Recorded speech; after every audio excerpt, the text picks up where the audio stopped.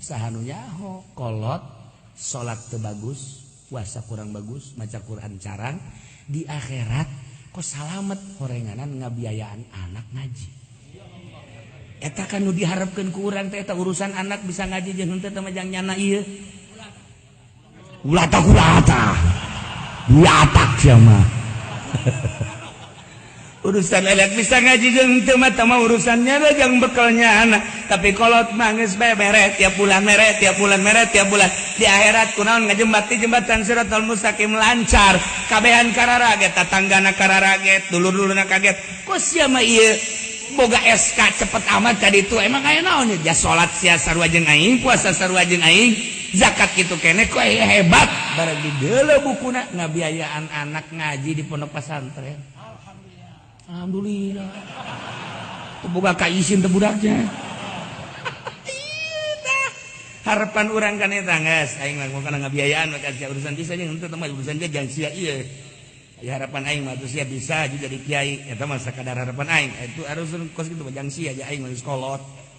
Dek jadi naon atuh aing mah ke ninggalkeun sia tapi di akhirat ternyata Allah Masya Allah nganilai ngabiayaan masantren teh sarua jeung ngabiayaan perang. Namun ngabiayaan perang tekan syahid sarua bae. Itu syahid nu ngabiayaan ge milu syahid. Nilaina maksudna. Ari ieu nu ngaraji. Ge, nu madak nu hebat tadi lembur teh. Sia ka mana? Ka ngaji. Ka mana? Ka Cilongok. Kok lempang? Teu lempang kumaha aja motor teu boga mobil teu boga. Tah duit tah. Nyewa mobil tak paling dipangyewakeun. Sata. Boh, nyanana mah deuk ngaji deuk teu tah. Nu mangyewakeun. Ganjaranna geus loba jasa tah mah. Beungeus, engke di akhirat da pangheulana ka surga eta nu ngabiayaan. Dia tuh nu bisa ngadengekeun ngaji, anu bisa ngaji eta ku gara-gara nyana ngabiayaan. Sababna nyana, Masya Allah. Mantap engke di akhirat protes.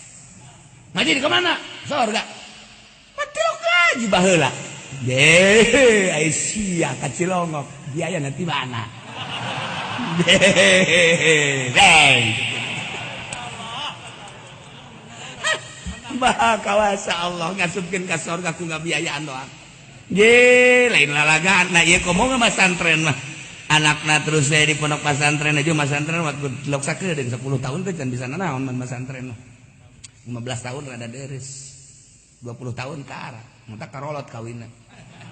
Ngaji bae. Tungtuna mah kawin kolot ngaji teu bisa we. Atuh masalah. Teu. Ieu keur carita fitnah. Jadi teu pasti